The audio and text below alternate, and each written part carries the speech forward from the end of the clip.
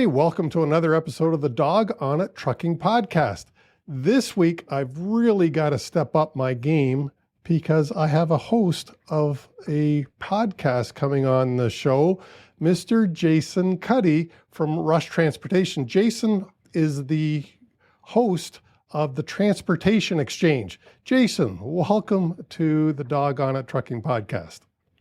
Hey, thanks for having me on the podcast. It's nice to be part of your group here. Hey, it's awesome to have another host on the show.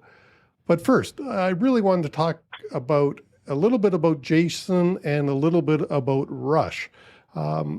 Jason, how long have you been in the transportation industry? It's 2021, so 21 years. I came here out of school as kind of a summer job that became a career. I started in the trailer rental world back in 2000, checking in trailers, working my way up through maintenance and national rental accounts. Left for a bit to do some forklifts, realized the industry's too small, have too many friends. Got back in through trailers and into truck leasing and now into truck sales and leasing, pretty much everything that we do here at Rush. That's pretty cool. Rush Truck Centers, I'm not as familiar with the name Rush as I probably should be. Can you give me a little history on that? Yeah, definitely. I mean, in the U.S., big player, and now in Canada, big player. So for those not familiar with the Rush name, we were Tallman Truck Centers before. So I guess almost 3 years ago, we did a joint venture with Rush Truck Centers out of the U.S., and it's a 50-50 joint venture between the Tallman Group and Rush Truck Centers. We've rebranded as Rush Truck Centers Canada. 14 locations across Southern Ontario, 6 associates and 1 collision center, and carry a large grouping of trucks and trailers. So international predominantly, Isuzu, Kalmar on the power side, and Alutrac, Docker, Trout River, and Fontaine on the trailer side, plus Ideal Lease for rental leasing. So everything from selling the trailer to buying a trailer, buying a truck, selling a trailer, all that stuff. Basically, circle of life for your truck. We'll sell it to you and take it back to you on trade and fix it in between. And you also sell yard trucks or shunt trucks. We do, as you can see back there, or wrong side, sorry. There we go. So we'll sell those. We're the Ottawa Kalmar dealer for all of Ontario. Great product, one of the first ones in the industry. And yeah, we support a lot of large fleets, Walmart, Amazon, Tim Hortons, those kind of right across Canada. So it's a good product that not everyone sees because it's not on the road, but without it, nothing moves from the yard. So highly important product for everyone to have. Yeah, I think I've probably got the most miles on an Ottawa shunt than any other vehicle. I did that for a lot of weekends, I'll tell you, as a part-time job. Yeah, they're a fun little truck. You don't realize how rough they are to drive driving through an unpaved yard.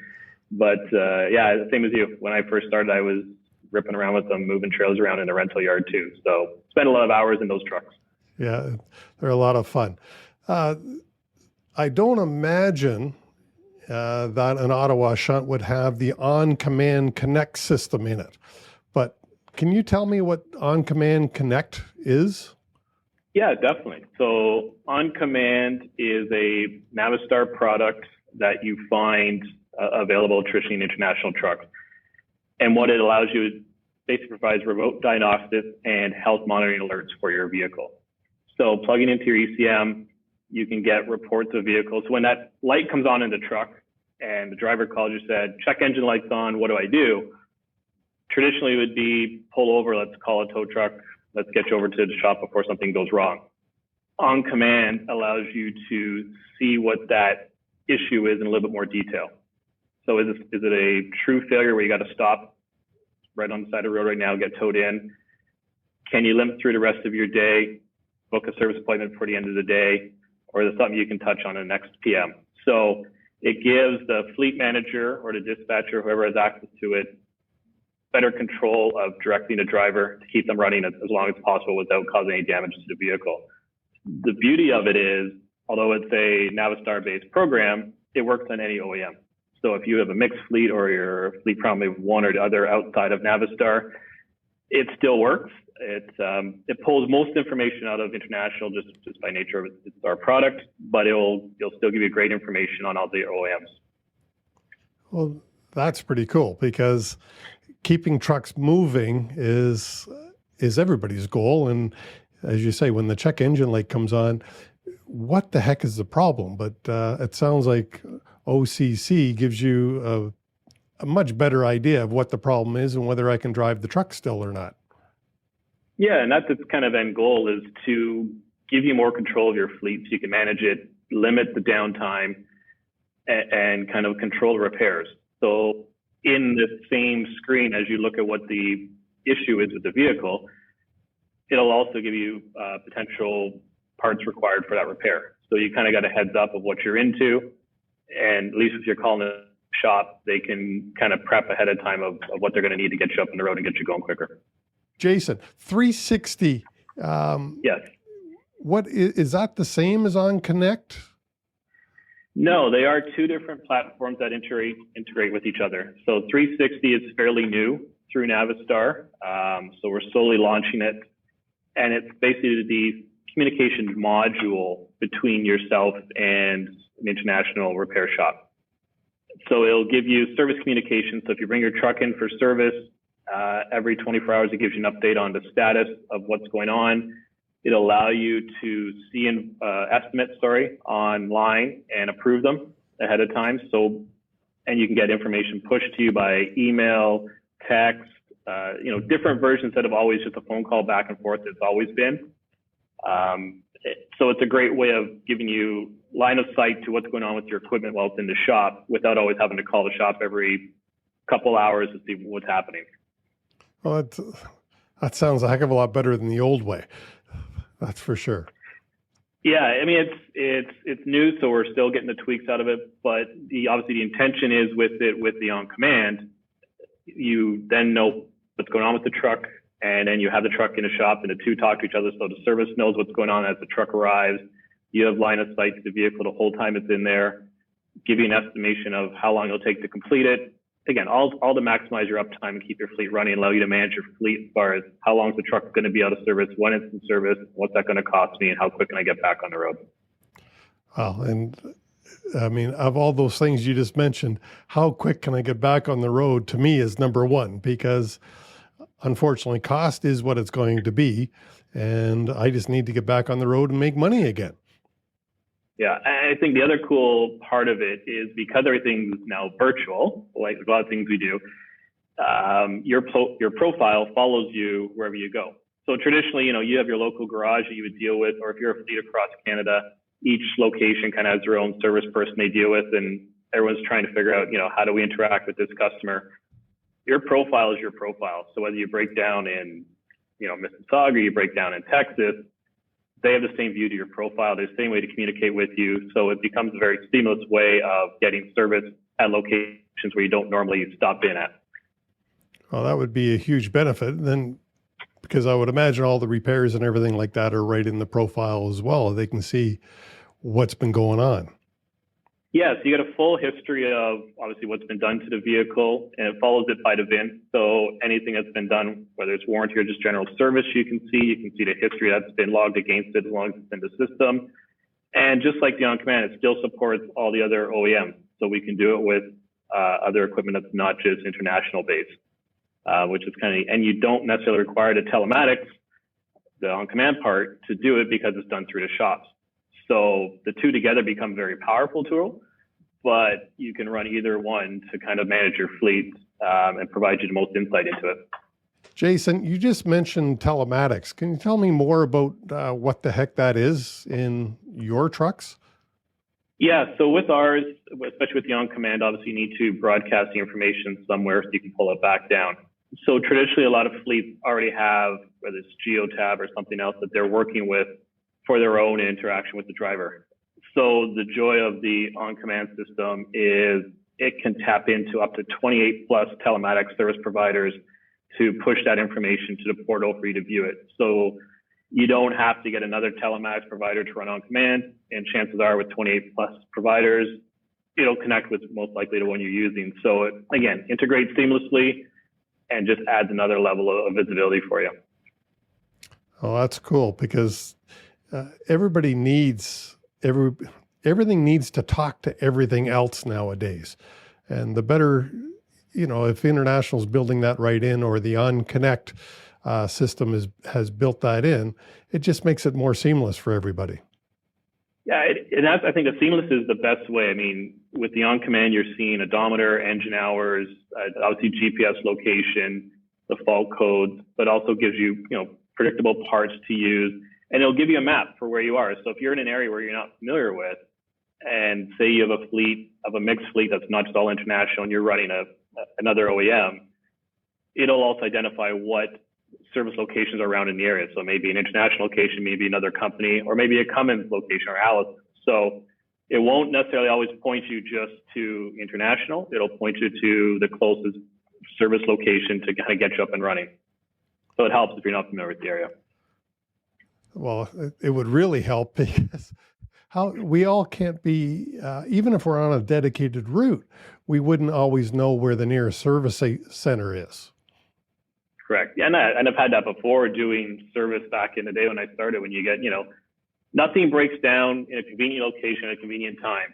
So it's usually, 3:00 in the morning on a Friday of a long weekend in a place you've never been to before. And then trying to find service, it's challenging. So this program obviously allows you to see what's available and around. And then obviously knowing what potentially is wrong with the vehicle also helps kind of get you the right service. So you're not scrambling and you're getting the wrong service provider. If it's a transmission issue, you don't want to get an engine company involved, or vice versa. At least you get yourself a fighting chance to kind of get the truck up and running as quick as possible. And that's the On-Command Connect system. Correct. Yeah. So basically, how the two work: On-Command Connect is the telematics side, taking all the information off the truck and pushing it to you so you can see what's up with the vehicle. The 360 is the service side, as far as when the truck is in the shop, full visibility, what's going on with the truck, start to finish, the communication in between from the shop and you back to the shop.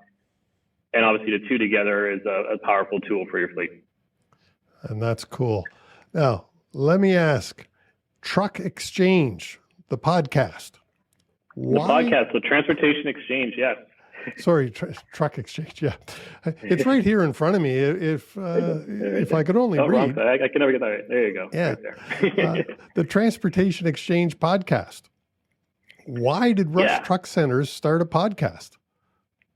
So it was. This started pre-COVID. So it was an idea that started a different way to interact with our customers or just people in the industry.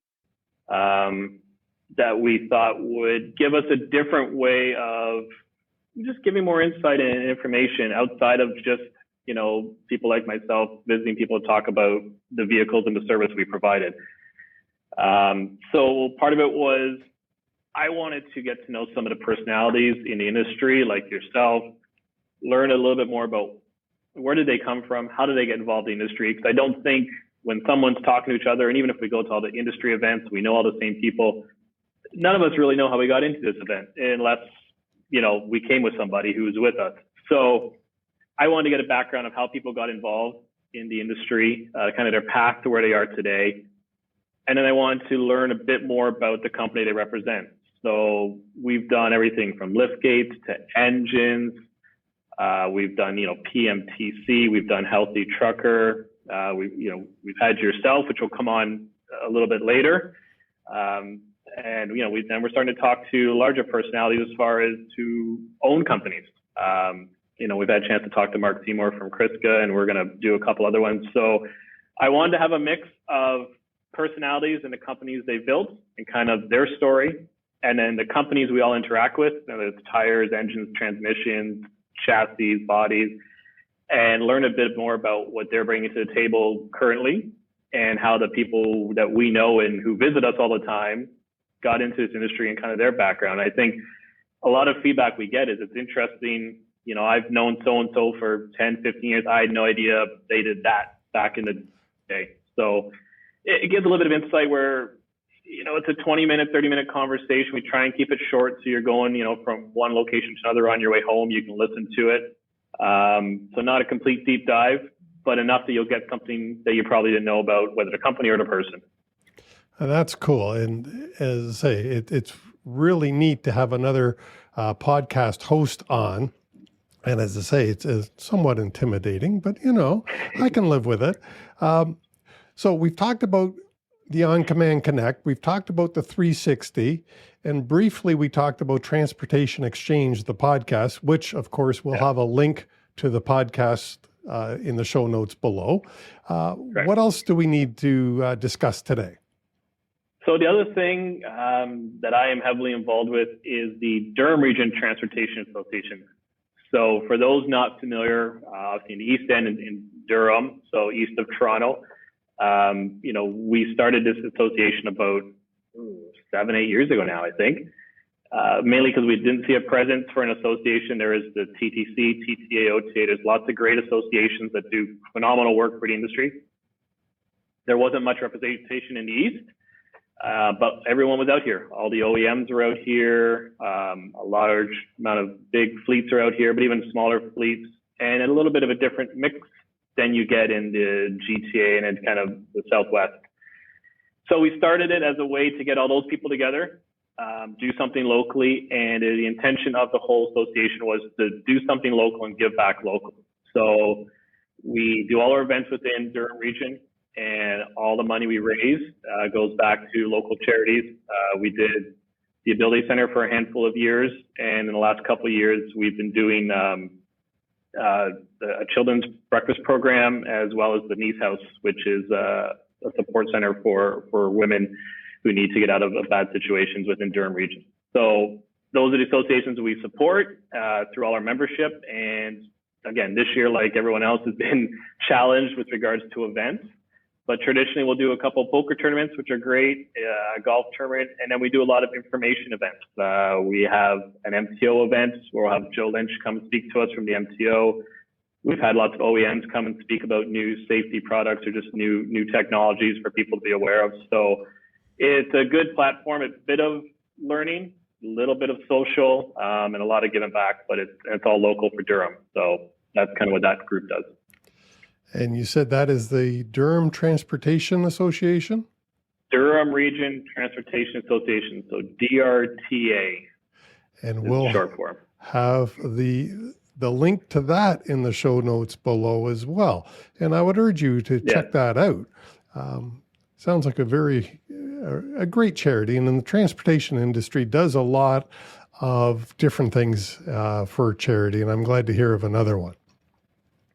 Yeah, I mean, so definitely a group that gives back, and we're happy that membership is heavily involved and happy to do that. And you see that with all the other associations that, we're very thankful to do what we do, especially during these times where we can keep running. And I think everyone's just happy to give back and help those who struggle.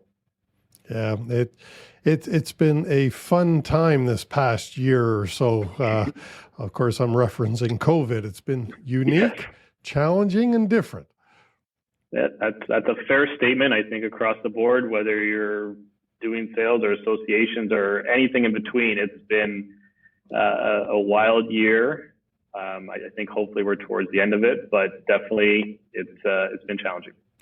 It has. Jason from Rush Truck Centers and the podcast host of the Transportation Exchange. Jason, thanks for coming on the show. Last word. Hey, thanks for having me. I appreciate it. It's fun to be on the other side of the mic for this, and getting the hang of hosting and doing a lot of podcasts. I don't do a lot of video ones, so this has been fun. The platform you do is great. I love the info you push out there, and I appreciate you having us on and letting us tell our story. Hey, thanks, Jason. It's been my pleasure. I hope you loved the show as much as I did. Please leave us a like, a thumbs up, a review, a comment, a rating if it is in your heart. Thank you so much. And I do really appreciate your time. And join us again next week for another exciting interview.